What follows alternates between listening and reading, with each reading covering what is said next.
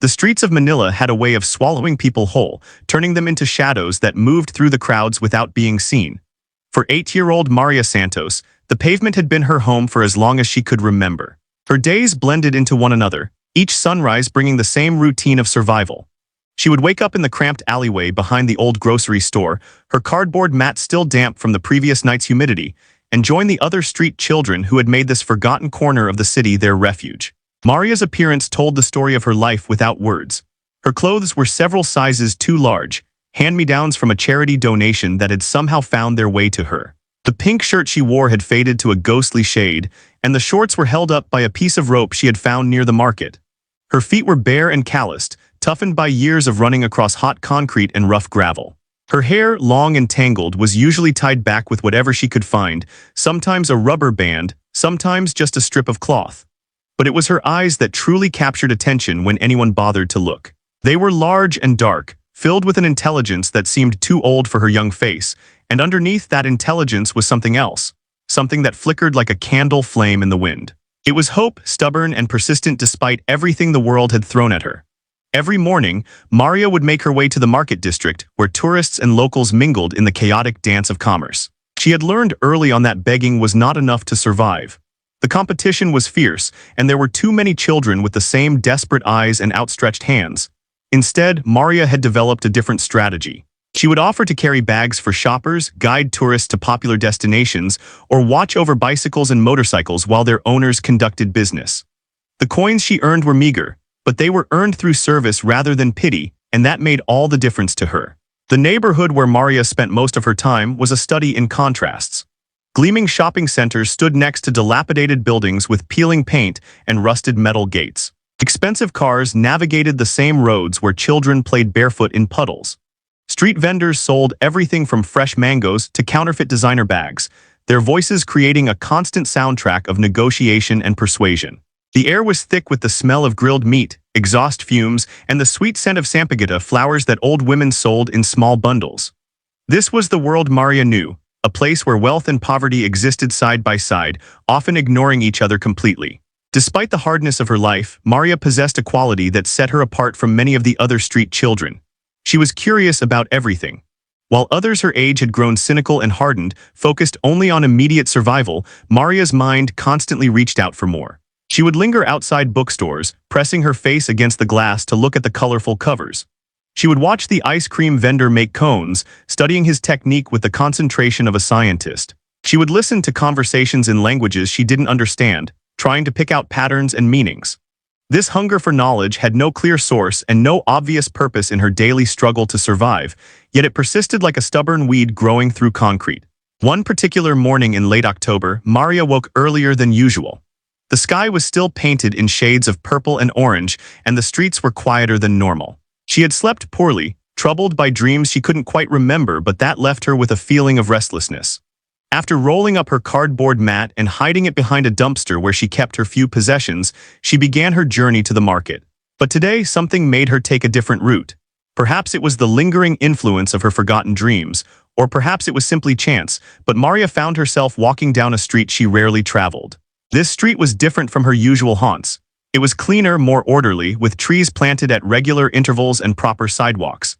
The buildings here were better maintained, their facades freshly painted in cheerful colors. As Maria walked, she passed a small park where early morning joggers were already making their rounds. She passed a cafe where workers were setting up tables on the sidewalk, the smell of fresh coffee drifting out into the street. And then she passed something that made her stop completely. It was a music school, though Maria didn't know that's what it was called at first. The building was 3 stories tall, painted a soft cream color with dark blue trim around the windows. But what caught Maria's attention wasn't the building itself. It was the sound coming from inside. Even through the closed windows, she could hear it clearly. Someone was playing the piano, and the music was unlike anything Maria had ever heard before. It wasn't the simple melodies that street musicians played on guitars or the repetitive beats from the speakers outside electronics shops. This was something entirely different. Something that seemed to reach inside her chest and touch something she didn't know existed. Maria stood on the sidewalk, frozen in place as the music washed over her. The notes seemed to dance and swirl, sometimes gentle and questioning, sometimes powerful and declarative. They told a story without words, expressing emotions that Maria recognized but had never been able to name. Joy and sadness, hope and despair, all woven together in a tapestry of sound. She felt her eyes sting with tears, though she couldn't explain why. The music spoke to something deep within her, something that had been silent and waiting. Without realizing what she was doing, Maria moved closer to the building. There was a low wall surrounding a small courtyard, and she climbed up on it to get a better view through the windows. Inside, she could see a large room with polished wooden floors and mirrors on one wall. But her attention was entirely focused on the instrument in the center of the room. The piano was black and glossy, its surface reflecting the morning light that streamed through the windows. At the piano sat a woman with gray hair pulled back in a neat bun, her fingers moving across the keys with practiced grace. Maria watched, mesmerized, as those fingers created the incredible sounds that continued to fill the air. The piece came to an end, the final notes hanging in the air before fading into silence. Maria remained perched on the wall, unable to move, her heart beating fast in her chest. The woman at the piano began playing something else, another piece that was faster and more playful. Maria listened to this one too, and then the next, and the next. She lost track of time completely, aware of nothing but the music and the instrument that produced it. In those moments, she forgot about her empty stomach and her uncertain future. She forgot about the hardness of the streets and the indifference of the crowds. There was only the music and a yearning so strong it almost hurt. The sun had climbed higher in the sky when Maria finally tore herself away from the music school. She realized with a start that she had wasted precious morning hours, the time when tourists were most generous, and before the heat of the day made everyone irritable. She needed to get to the market and start working, but her mind was no longer focused on her usual tasks. All she could think about was the piano and the incredible sounds it made. That black and white keyboard held a kind of magic she had never imagined existed, and the memory of it burned bright in her thoughts. Over the following days, Maria found herself drawn back to the music school again and again. She would arrive early in the morning before her work began and stand outside listening. She learned the schedule of the teachers and students, recognizing them by sight even though she didn't know their names. She watched young children arrive with their parents, carrying books and folders, walking through the doors of the school as if it was the most natural thing in the world. She saw teenagers with confident expressions, older adults with determined faces, all coming to learn or practice this art that had so completely captured Maria's imagination. Sometimes, when the school was busy and people were coming and going, Maria would slip inside. She never went far, just into the small lobby area where there were chairs and a bulletin board covered with recital announcements and class schedules. From there, she could hear multiple pianos being played at once, a cacophony of different pieces and skill levels that somehow all contributed to her growing obsession. She would stay as long as she dared, usually only a few minutes before someone noticed her and she would have to leave. The receptionist, a middle-aged woman with glasses and a suspicious nature, had chased her out several times, warning her not to come back. But Maria always did come back, unable to stay away. One afternoon, Maria's curiosity finally overcame her caution. The school seemed quieter than usual, and she had slipped inside without being noticed. Instead of staying in the lobby, she ventured down a hallway, following the sound of a piano being played somewhere deeper in the building. The hallway was lined with doors, most of them closed, but near the end was one that stood slightly ajar. Maria crept closer, moving as silently as her bare feet would allow until she could peek through the opening. The room was small, barely large enough for the upright piano that dominated the space and the two chairs positioned near it. A young boy, perhaps 10 or 11 years old, sat at the piano, playing scales with mechanical precision while his teacher, a stern-looking man with thick glasses, watched and occasionally made corrections. Maria observed them for several minutes, drinking in every detail. She studied how the boy sat, the position of his hands, the way his fingers curved over the keys. She watched the teacher write something in a notebook and then demonstrate a passage himself, his playing smooth and assured. When the lesson ended and she heard them preparing to leave, Maria slipped away quickly, her heart pounding with the fear of being caught, but also with excitement at what she had witnessed. That night, lying on her cardboard mat in the alley, Maria couldn't sleep. Her mind replayed everything she had seen and heard. She thought about the piano keys, white and black in their repeating pattern. She thought about how the fingers moved, pressing down to create sound, lifting up to create silence. She held up her own hands in the darkness, spreading her fingers and imagining them on a keyboard. They were small and dirty, the nails broken and rimmed with grime, nothing like the clean, confident hands she had watched at the music school. But they were her hands, and somewhere in her 8-year-old heart, a dream was beginning to form, impossible and reckless and utterly consuming. The dream that had taken root in Maria's heart grew stronger with each passing day, but dreams required more than just wanting. They required opportunity, and opportunity was something street children rarely encountered. Maria knew this, had always known it on some level, But the knowledge didn't stop her from returning to the music school every chance she got. She became a fixture outside the building, a small silent presence that most people hurried past without a second glance. The receptionist had given up chasing her away as long as she stayed outside, perhaps deciding that a child sitting quietly on the wall was preferable to other problems the school might face. Maria began to study the building itself with the same intensity she had once reserved for watching the ice cream vendor's technique. She learned which windows belonged to which practice rooms. She discovered that the large room on the second floor, the one where the gray-haired woman often played in the early mornings, was actually a recital hall used for student performances. She found out that the school closed at 8 in the evening, and that the last person to leave was usually the janitor, an older man who walked with a pronounced limp and always locked the front gate carefully before heading home. But watching and listening from outside was no longer enough. Maria's hunger to understand the piano, to touch those keys herself and create even a single note, had become an obsession that consumed her thoughts. She started taking risks, venturing inside more frequently and staying longer. She memorized the schedule, learning when the hallways would be most crowded and when she could move through them with the least chance of being noticed.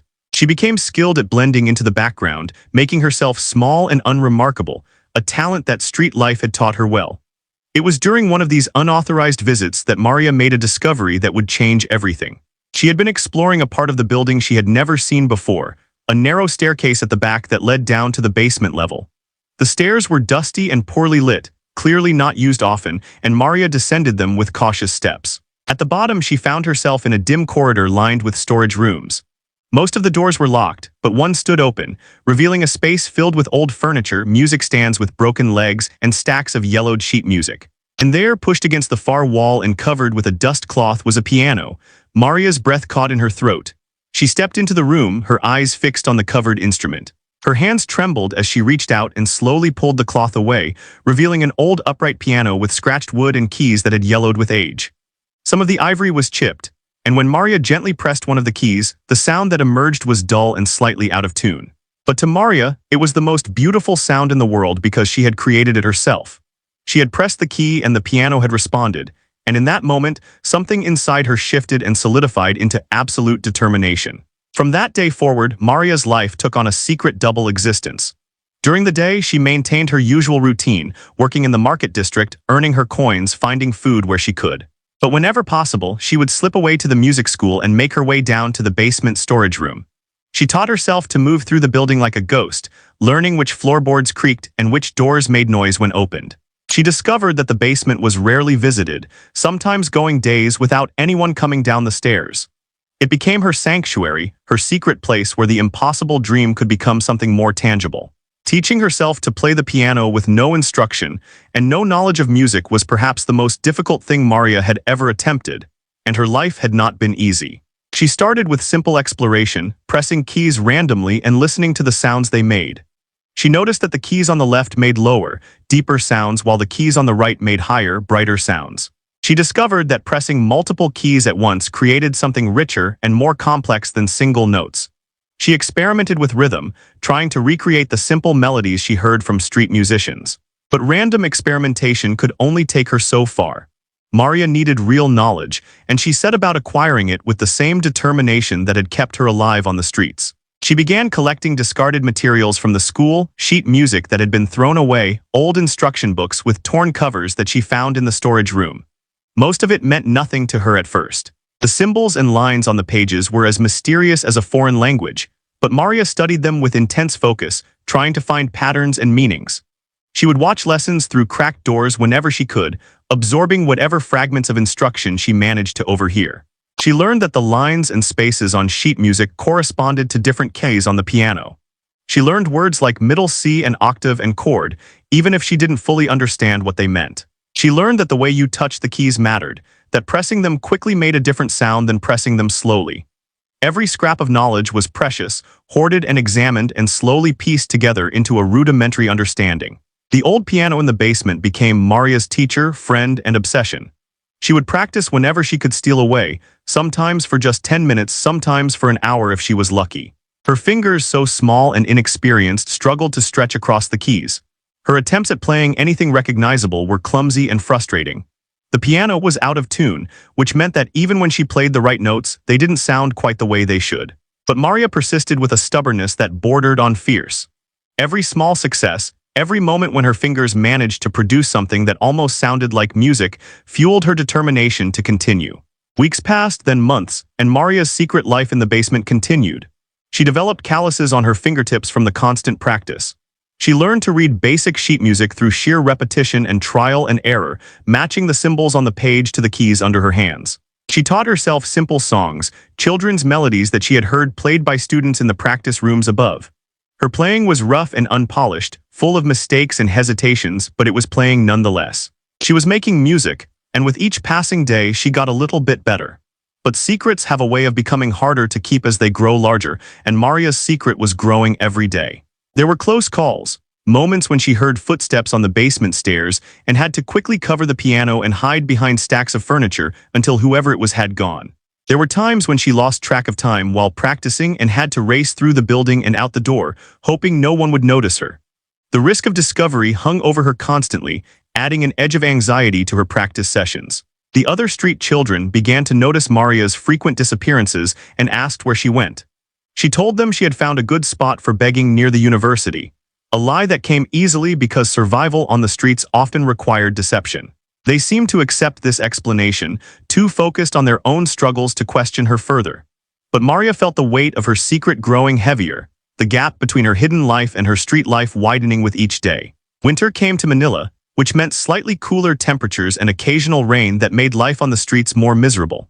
Maria's cardboard mat was often damp, and she would wake up shivering in the early morning hours. But even physical discomfort couldn't dampen her spirits completely because she had something now that she had never had before. She had purpose. She had a goal that reached beyond mere survival. Every time she sat at that old out-of-tune piano in the dusty basement, every time her fingers found the right keys and produced something that resembled a melody, she felt a sense of accomplishment and joy that transcended her circumstances. One evening in early December, as Maria was leaving the school after a practice session, she overheard two teachers talking in the lobby. They were discussing the upcoming Christmas recital, an annual event where students performed for their families and friends. Maria lingered near the door, pretending to examine a poster on the wall while she listened. The teachers talked about the program, about which students would perform which pieces, about the preparations that needed to be made. Maria absorbed every word, and as she walked back to her alley that night, an idea began forming in her mind. It was an audacious idea, perhaps even a foolish one, but once it took hold, she couldn't let it go. She imagined herself at that recital, sitting at a real piano on a stage, playing for an audience. The image was so vivid and so compelling that it made her heart race with a mixture of excitement and terror. She knew it was impossible. She knew that street children didn't perform at Christmas recitals in fancy music schools. But knowing something was impossible had never stopped Maria from dreaming before, and it wasn't going to stop her now. The Christmas recital consumed Maria's thoughts in the weeks that followed. She knew attending such an event was beyond her reach, let alone participating in it, but the dream refused to release its hold on her imagination. She practiced with renewed intensity in the basement, pushing herself harder than ever before. Her fingers flew across the yellowed keys with increasing confidence, and the simple melodies she had mastered now seemed too easy. She began attempting more complex pieces, struggling through sheet music she had salvaged from the recycling bins outside the practice rooms. December in Manila brought a festive energy to the streets. Decorations appeared in shop windows, Christmas carols played from loudspeakers, and the crowds in the market district swelled with holiday shoppers. For Maria, this meant more opportunities to earn coins, but also more distractions pulling her away from her practice time. She resented every moment spent away from the piano, counting the hours until she could slip back into the basement and continue her work. The recital was scheduled for December 20th, just 5 days before Christmas. Maria learned this by studying the posters that appeared throughout the school, bright red and green announcements with elegant lettering. She memorized every detail, the time, the location within the building, the list of student performers. She noticed that the youngest performer was a 6-year-old girl who would be playing a simple piece called Twinkle Twinkle Little Star Variations. The oldest was a 17-year-old boy performing something by Chopin that Maria couldn't pronounce. She wondered what it would feel like to have her name on that list, to be recognized as someone worthy of performing. One afternoon, while Maria was practicing in the basement, she heard voices and footsteps on the stairs. Panic seized her immediately. She quickly covered the piano and dove behind a stack of old chairs just as the door opened fully. 2 people entered, the janitor she recognized and a woman she had never seen before.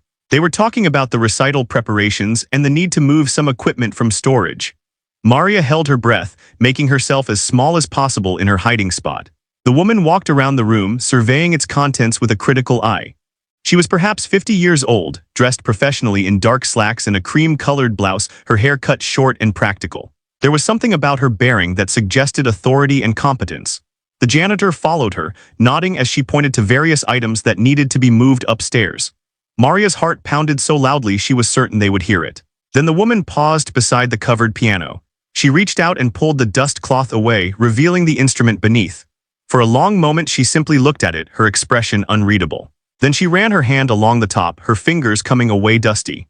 She pressed a few keys experimentally, wincing at the out-of-tune notes. The janitor said something about the piano being old and probably beyond repair, suggesting it should be thrown out. The woman shook her head, saying that every instrument had value and this one just needed care and attention. She asked the janitor to have it moved upstairs to one of the practice rooms after it had been tuned and serviced. Maria's stomach dropped. Her piano, her secret sanctuary, was going to be taken away. She watched helplessly as the woman covered the instrument again and continued her inventory of the room. When they finally left, Maria remained in her hiding place for several minutes, fighting back tears. The piano had been her connection to the world of music, her teacher and companion. Without it, how could she continue learning? How could she keep her dream alive? That night, Maria couldn't sleep. She lay on her cardboard mat staring up at the stars visible between the buildings and made a decision. She would practice every moment she could before they moved the piano. She would learn as much as possible in whatever time remained. And somehow, she would find a way to continue even after her basement sanctuary was gone. The dream had become too much a part of her to abandon now. The following days were a blur of frantic activity.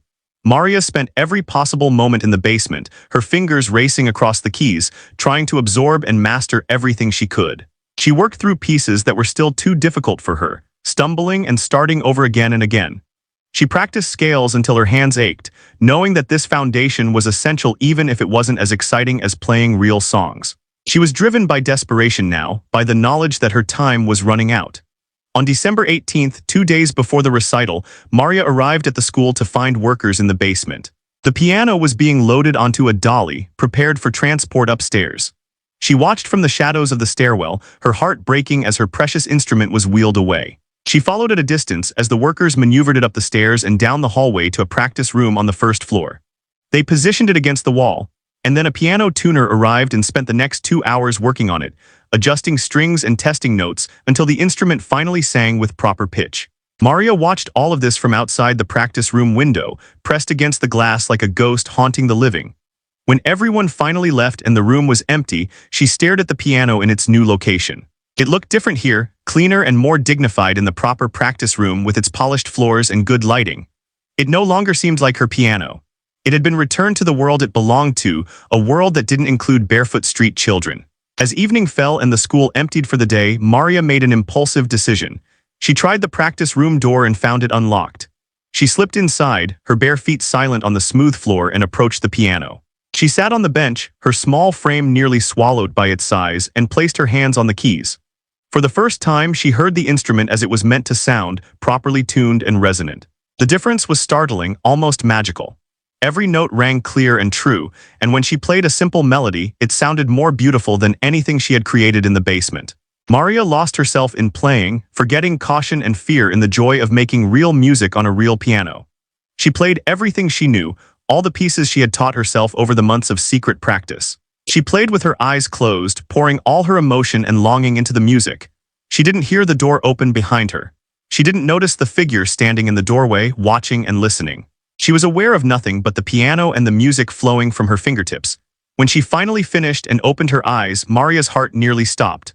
The woman from the basement, the one who had ordered the piano moved, was standing just inside the doorway. Her expression was stunned, her mouth slightly open in surprise. Maria jumped up from the bench, ready to run, but the woman raised her hand in a gesture that seemed to say, "Wait." For a long moment, neither of them moved. Then the woman spoke, her voice quiet and careful, asking Maria her name and where she had learned to play like that.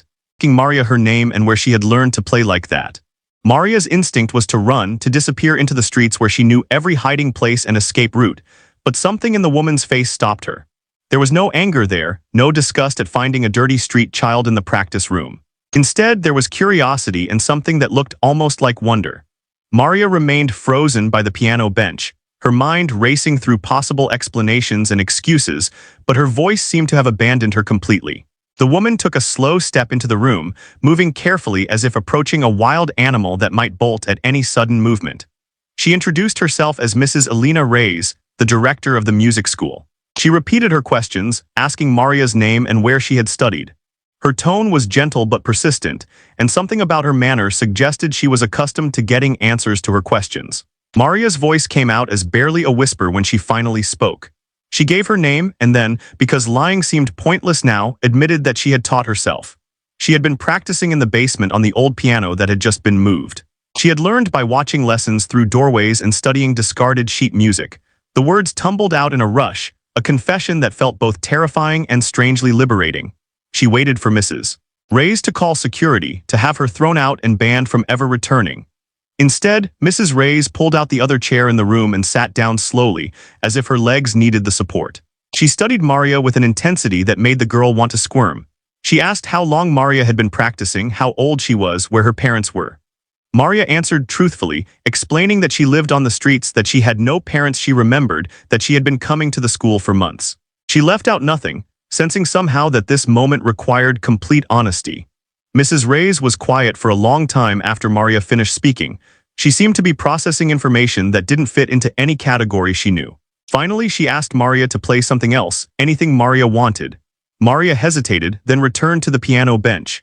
She chose one of the more complex pieces she had learned, a simple sonata she had found in a damaged instruction book. Her fingers shook as she began, but as the music took over, her nervousness faded.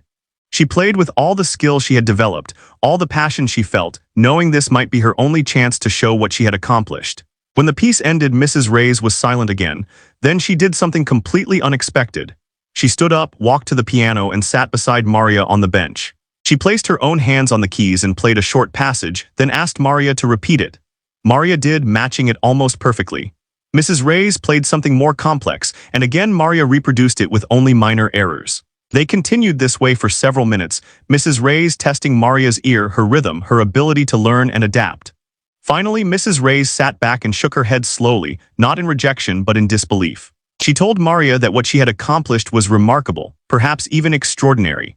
To teach oneself to play with no formal instruction, no proper instrument, no encouragement or support, demonstrated not just talent but a depth of determination that Mrs.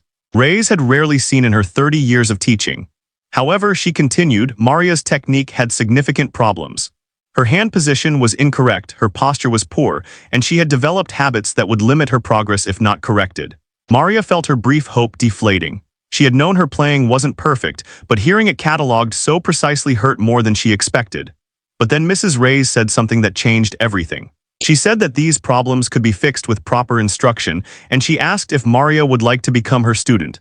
The question hung in the air between them. Maria couldn't speak, couldn't process what she was hearing. Students at this school paid for lessons, came from families with money and education. Street children didn't become students. It wasn't possible. She finally managed to stammer out something about not having money to pay for lessons, about not having anything at all. Mrs. Reyes waved away these objections. She explained that the school had a scholarship program for talented students who couldn't afford tuition. It wasn't widely advertised and was rarely used, but it existed. More than that, Mrs. Reyes said she would personally sponsor Maria's education. She would provide instruction free of charge because talent like Maria's shouldn't be wasted due to circumstances of birth. But she continued, there would be conditions. Maria would have to commit to regular lessons and practice. She would have to work harder than she had ever worked before. She would have to trust Mrs. Reyes to rebuild her technique from the ground up, which might mean temporarily playing worse before she got better. Maria could barely breathe. She nodded frantically, agreeing to anything and everything. She would work as hard as necessary. She would do whatever Mrs. Reyes asked. The chance being offered was so far beyond anything she had imagined that it seemed like a dream, and she was terrified of doing anything that might make it disappear.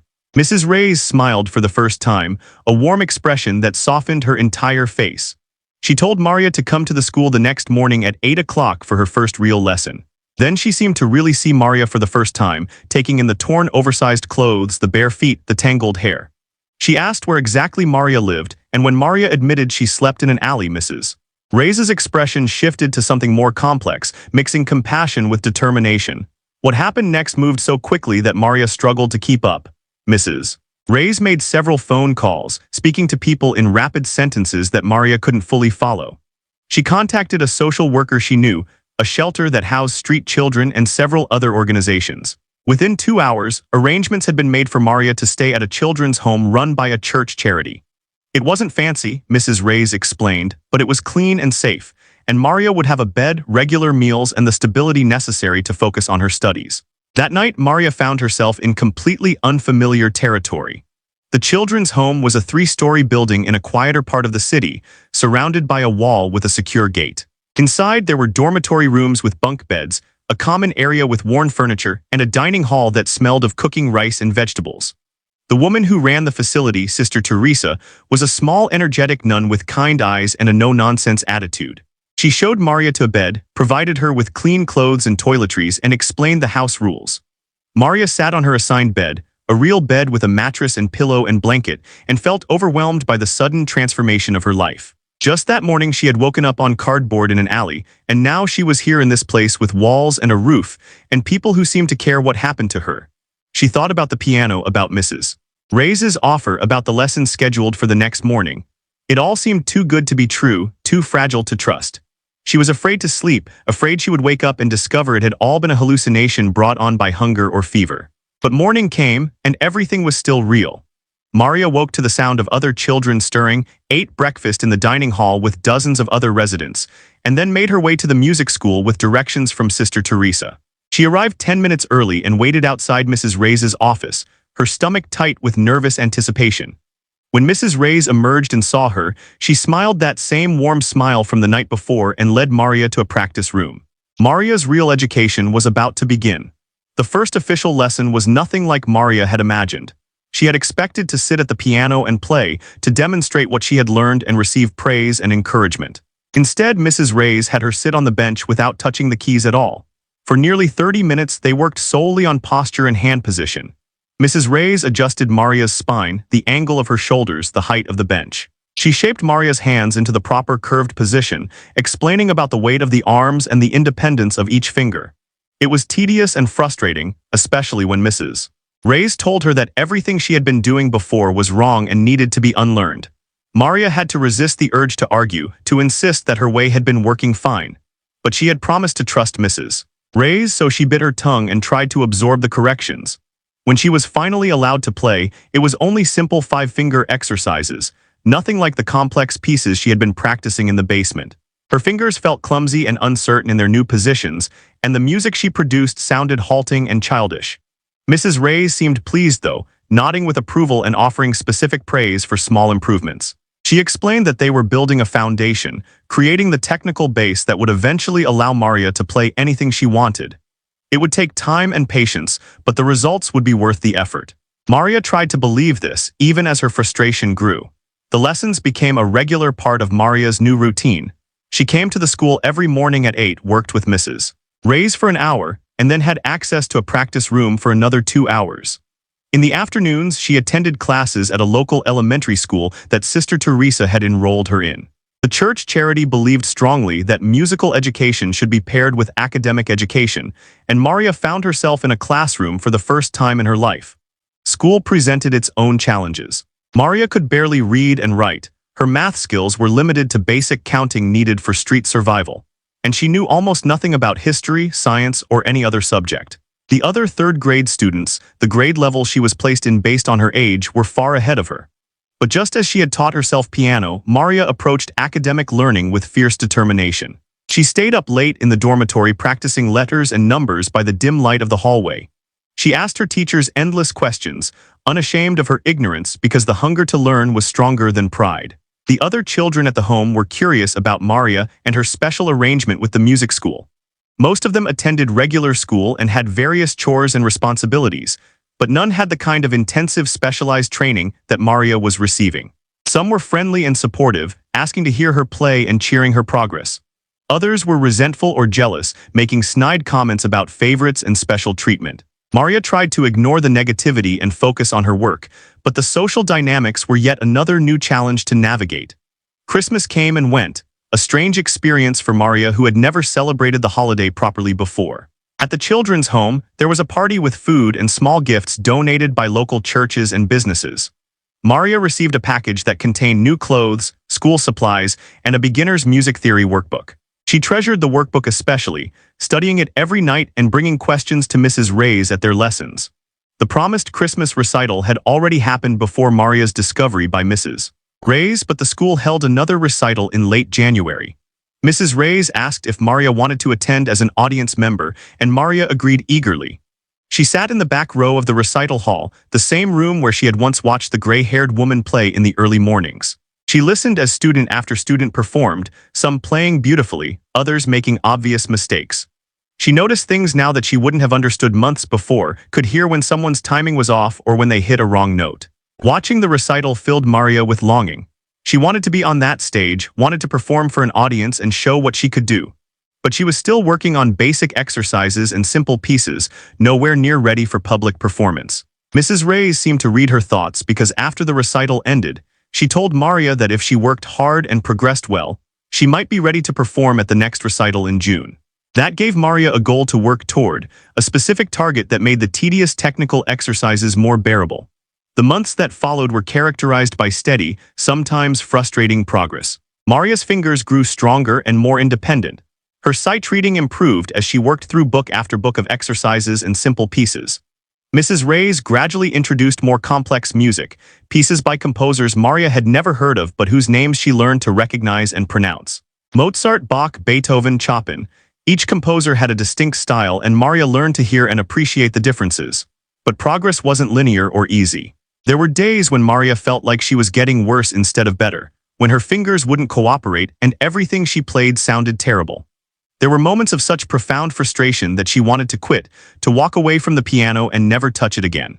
During these difficult times, Mrs. Reyes would share stories of famous musicians who had struggled and persevered, who had faced far greater obstacles than technical difficulties. She reminded Maria of how far she had already come, of the remarkable journey from street child teaching herself in a basement to serious student with real training. Mrs. Reyes also began teaching Maria about the broader world of music beyond just playing piano. She took her to concerts when free tickets were available, exposing her to orchestras and chamber groups and solo performers. She played recordings of great pianists, teaching Maria to listen critically and analytically. She explained music theory, helping Maria understand the structure and logic underlying the beautiful sounds. Music wasn't just about pressing the right keys in the right order, Mrs. Reyes emphasized. It was about expression and emotion, about communicating something meaningful to listeners. As winter turned to spring, Maria's life had settled into a pattern that felt increasingly normal. She woke up in her bed at the children's home, ate breakfast with the other residents, went to her piano lesson and practice time, attended academic school in the afternoon, did homework in the evening and slept in her bed again. It was structured and predictable in a way that her street life had never been. Sometimes she missed the freedom of those days, the lack of rules and schedules, but mostly she felt grateful for the stability and opportunity she now had. Her academic progress was also accelerating. The reading skills she developed helped with music theory and sheet music comprehension. The discipline she learned from piano practice transferred to her other studies. By April, she had caught up significantly with her classmates, and her teachers were noting her remarkable improvement in their reports to Sister Teresa. As the June recital approached, Mrs. Reyes assigned Maria her performance piece. It was a sonatina by Clementi, a composer who wrote specifically for students but whose music was still musically satisfying. The piece was well within Maria's technical abilities by this point, but Mrs. Reyes stressed that technical mastery was only the beginning. Maria needed to perform it with feeling and confidence, needed to make it come alive for the audience.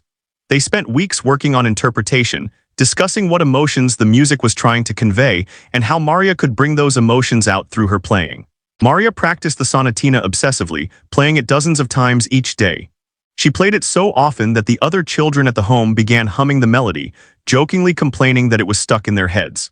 Sister Teresa came to listen and offered enthusiastic if musically inexpert encouragement. Even some of the jealous children admitted grudgingly that it sounded pretty good. The week before the recital, Maria's nervousness began to build. She had performed countless times in the privacy of practice rooms, but the thought of playing in front of an actual audience filled her with terror. What if she forgot the notes? What if her hands shook too badly to play properly? What if people laughed at her? Mrs. Reyes noticed her anxiety and spent extra time helping her develop coping strategies. She taught Maria breathing exercises to calm nerves, visualization techniques to build confidence, and reminded her repeatedly that mistakes were normal and acceptable, that the goal wasn't perfection but communication. The night before the recital, Maria couldn't sleep. She lay in her bed reviewing the sonatina in her mind, her fingers twitching slightly as if playing on an invisible keyboard. She thought about how far she had come in the past 6 months, from secret practice in a basement to official student preparing for her first public performance. She thought about all the people who had helped her, Mrs. Reyes and Sister Teresa, and even the janitor who had never reported finding evidence of someone using the basement piano. She felt overwhelmed with gratitude and hope, but also with fear of disappointing everyone who had believed in her. Morning finally came, and with it the day Maria had been simultaneously anticipating and dreading for months. The recital was scheduled for 3 o'clock in the afternoon. Maria spent the morning practicing one final time, but Mrs. Reyes cut the session short, saying that more practice at this point would only increase anxiety without improving performance. Instead, she sent Maria back to the children's home to rest and prepare. Sister Teresa helped Maria dress in a simple but clean dress that had been donated for the occasion, and brushed her hair until it shone.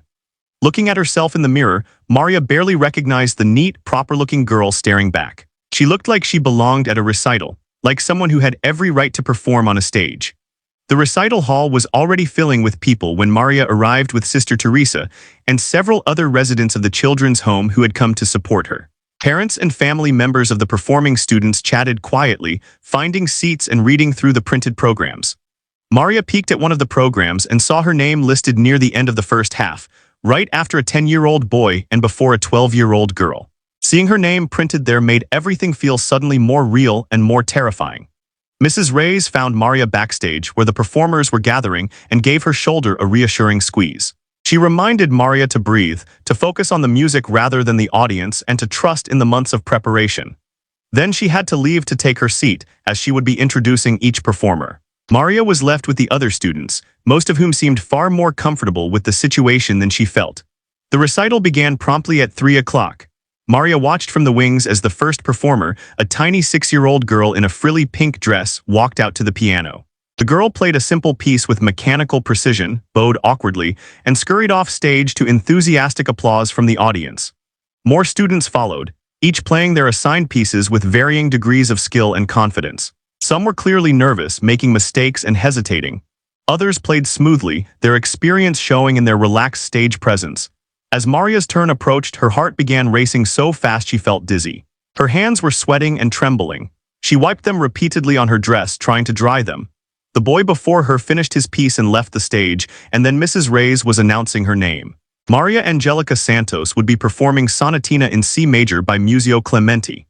The words seemed to come from very far away, muffled and strange. Maria's legs felt disconnected from her body as she walked onto the stage. The lights were bright, making it difficult to see the audience clearly, which was perhaps a blessing. She reached the piano, a beautiful grand that was completely different from the instruments she usually practiced on. She adjusted the bench height as Mrs. Reyes had taught her, sat down, and placed her hands on the keys. The ivory felt cool and smooth under her fingers. For a moment, complete panic threatened to overwhelm her. Her mind went blank and she couldn't remember the first notes of the piece she had played hundreds of times. The silence stretched out, becoming uncomfortable. Someone in the audience coughed. Maria closed her eyes, forced herself to take a slow breath, and suddenly the music was there in her mind again, as familiar as her own heartbeat. She began to play. The first few measures were tentative, her nervousness audible in the careful way she approached each note. But as the piece progressed, muscle memory and months of practice took over. Her hands knew what to do even if her conscious mind was still reeling with anxiety. The familiar melodies flowed from her fingers, and gradually Maria stopped thinking about the audience or her fear. She remembered Mrs. Reyes' lessons about expression and emotion, about telling a story through the music. She let herself feel the joy and playfulness that Clementi had written into the piece, and she tried to communicate that feeling through her playing. The sonatina wasn't long, perhaps 3 minutes from start to finish, but to Maria it felt like both an eternity and an instant. When she played the final chord, she sat still for a moment, almost surprised that it was over. Then the applause began and she remembered she was supposed to stand and bow. She did so quickly, her face flushing with heat, and hurried off the stage. Backstage, several of the other students offered congratulations, saying she had done well. Mrs. Reyes appeared and pulled Maria into a brief hug, something she had never done before. She told Maria that she had played beautifully, that she should be very proud of herself. Maria felt tears stinging her eyes but blinked them back. She had survived her first performance, and more than that, she had actually done what she set out to do. She had made music for an audience. The rest of the recital passed in a blur. Maria watched the remaining performers without really seeing them, too caught up in processing her own experience. When the event ended and the audience began filing out, Sister Teresa found Maria and wrapped her in an enormous hug, praising her performance enthusiastically. The other children from the home clustered around, chattering excitedly. Several parents and audience members approached Mrs. Reyes to ask about Maria, curious about this student they didn't recognize. In the days following the recital, Maria felt different. She had crossed some invisible threshold, proven something to herself that needed proving. She was a pianist now, not just someone who played piano, but someone who could perform, who could share music with others. The fear and doubt that had plagued her before the recital had been burned away by the experience, replaced by a quiet confidence. But life didn't pause to celebrate her achievement. Lessons continued, practice continued, academic school continued. If anything, Mrs. Reyes increased the difficulty and intensity of Maria's training. She explained that Maria had now reached a critical juncture. She had the basic technical foundation and had proven her ability to perform. Now came the harder work of developing true artistry, of moving beyond competent playing to something more profound. The summer months brought changes to Maria's routine. The children's home organized activities and outings for the residents, trips to parks and museums and beaches. Maria participated in these when required, but often preferred to spend extra time practicing. Music had become not just her passion but her identity, the thing that defined her and gave her life meaning. She couldn't imagine returning to her previous existence on the streets, couldn't even fully remember what that life had felt like. As autumn approached and brought with it a new academic year, Mrs. Reyes sat down with Maria for a serious conversation about her future. Maria had been studying with her for 9 months now, and her progress had exceeded initial expectations.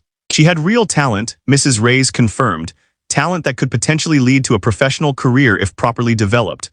But that kind of development required long-term commitment and planning.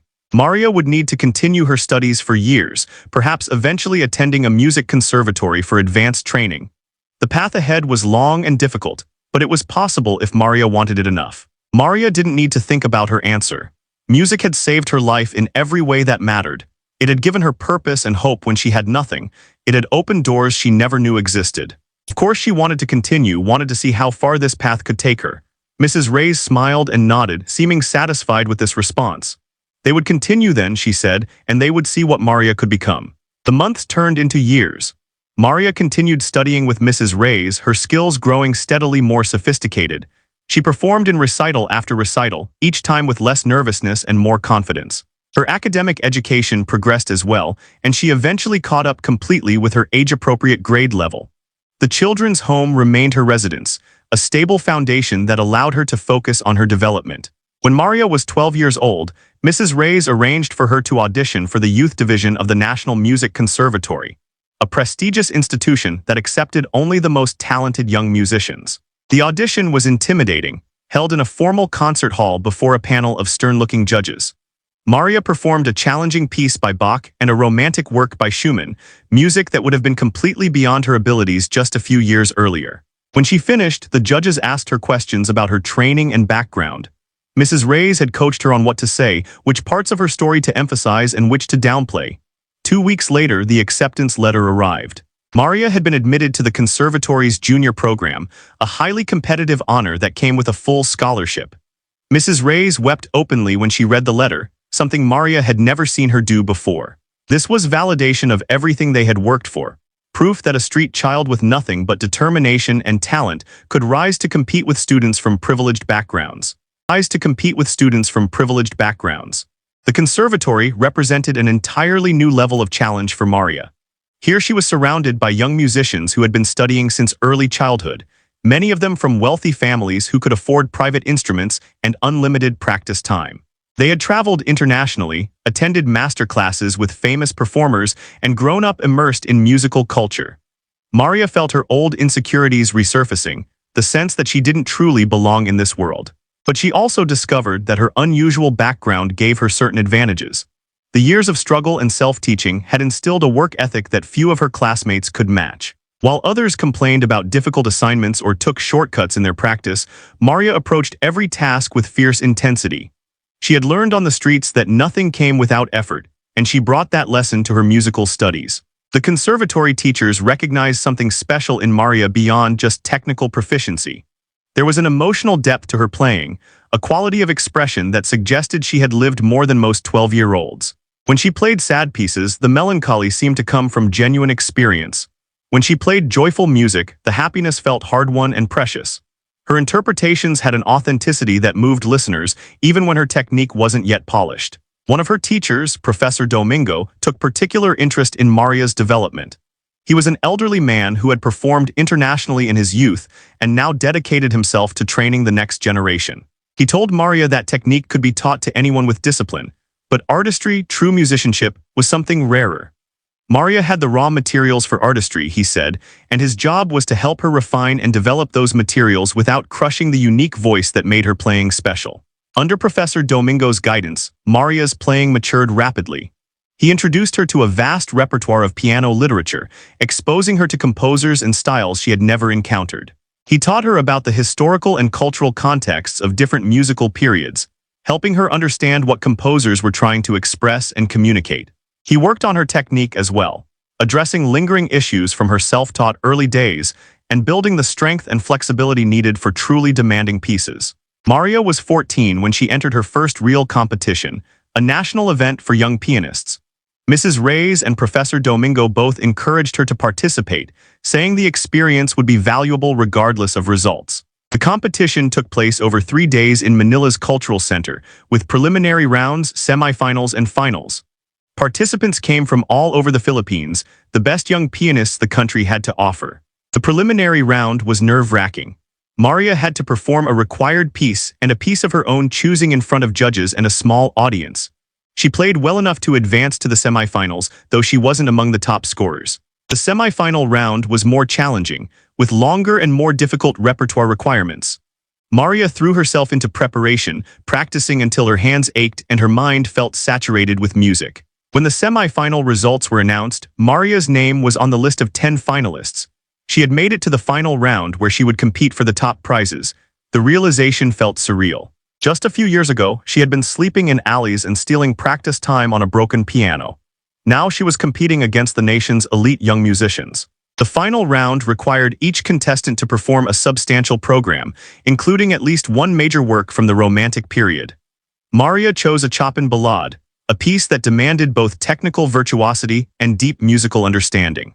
She prepared obsessively, working through every passage until it felt completely secure.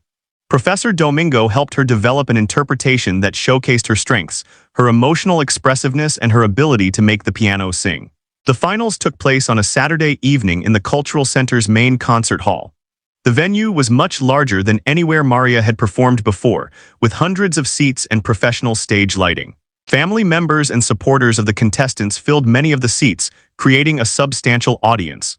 Maria felt the familiar pre-performance nervousness building, but channeled it into focused energy rather than letting it become paralyzing fear. She drew a performance slot in the middle of the program, after 4 contestants and before 5 others. She watched the first performers from backstage, trying to assess the competition. They were all exceptional, playing with confidence and skill. When her turn came, Maria walked onto the stage, bowed to the audience and judges, and took her place at the concert grand piano. The Chopin ballade was nearly 10 minutes long, a journey through contrasting moods and textures. Maria began with the opening melody, gentle and questioning, and then built through the piece's various sections, each with its own character. There were moments of explosive power where her hands flew across the keyboard, moments of delicate beauty where single notes seemed to hang suspended in air, moments of driving rhythm that propelled the music forward inexorably. She poured everything she had into the performance, every lesson learned, every hour of practice, every emotion she had experienced in her young life. When she finished, there was a moment of silence before the applause began. Maria stood and bowed, her heart still racing from the intensity of the performance. She had no idea if she had played well enough to win, but she knew she had given her absolute best. Walking off stage, she felt drained and exhilarated simultaneously. The remaining contestants performed, each offering their own interpretations and demonstrating their skills. When everyone had finished, there was a long intermission while the judges deliberated. Maria sat with Mrs. Reyes and Sister Teresa, who had both come to support her, unable to sit still or make small talk. Everything felt suspended, waiting. Finally, the judges returned and the awards ceremony began. They announced the winners in reverse order, starting with honorable mentions and working up to the top prizes. Maria's name wasn't called for honorable mention, nor for 5th place, nor 4th, nor 3rd. When 2nd place was announced and it still wasn't her, Maria felt disappointment settling in. She had made the finals, which was an achievement, but hadn't placed in the top rankings. Then the head judge stepped forward to announce the 1st place winner. He spoke about the difficulty of the decision, about the exceptional quality of all the finalists. He said that the winner had demonstrated not just technical mastery, but a rare musical maturity, an ability to communicate genuine emotion through their playing. And then he said Maria's name. For a moment, Maria couldn't process what she had heard. Mrs. Reyes grabbed her arm and was pulling her to her feet, and Sister Teresa was crying and people were applauding. Maria walked to the stage in a daze to receive her award, a trophy and a cash prize and a certificate. The head judge shook her hand and said something congratulatory that she barely registered. She stood on the stage holding her trophy while a photographer took pictures, still not quite believing this was real. The win changed things for Maria in ways both obvious and subtle. There was a newspaper article about the competition that mentioned her victory and included some of her backstory, the street child turned award-winning pianist. The article brought attention from people who wanted to help, organizations offering additional support and opportunities. There were invitations to perform at various events, opening doors to a wider musical community. But more significantly, the win validated Maria's belief in herself and her path. She had competed against students with every advantage and not just held her own but triumphed. The voice in the back of her mind that sometimes whispered she didn't belong, that she was just pretending to be a real musician, was finally silenced. She was a real musician, and she had proven it. The years that followed Maria's competition victory were marked by steady growth and increasing recognition. She continued her studies at the conservatory, working with Professor Domingo and other distinguished teachers. Her repertoire expanded to include major works from all periods of piano literature, from Baroque through contemporary. She performed regularly, both in student recitals and in public concerts organized by the conservatory and various cultural organizations. When Maria was 16, she had the opportunity that would define the next phase of her life. An international music foundation that supported talented young musicians from developing countries came to the conservatory seeking students to sponsor. They offered full scholarships to study abroad at prestigious music schools in Europe or America, covering tuition, living expenses, and travel costs. It was the kind of opportunity that could launch a serious international career. Maria auditioned along with several other conservatory students. She performed works by Bach, Beethoven, and Prokofiev, demonstrating both her classical training and her ability to handle modern repertoire. The foundation representatives were impressed not just by her playing but by her story, the remarkable journey from street child to accomplished pianist. Several weeks after the audition, Maria received word that she had been selected. She would be attending the Royal College of Music in London on a full scholarship beginning the following autumn. The news brought joy mixed with anxiety. Maria had never left the Philippines, had barely left Manila except for occasional trips. The idea of moving halfway around the world to a completely foreign culture was terrifying. But it was also thrilling, the next step on a journey that had already taken her so far from where she started. Mrs. Reyes and Professor Domingo both encouraged her enthusiastically, saying this was exactly the opportunity she needed to reach her full potential. The months before departure were filled with preparations. Maria needed a passport, visa, appropriate clothing for London's cold weather, and countless other things she had never needed before.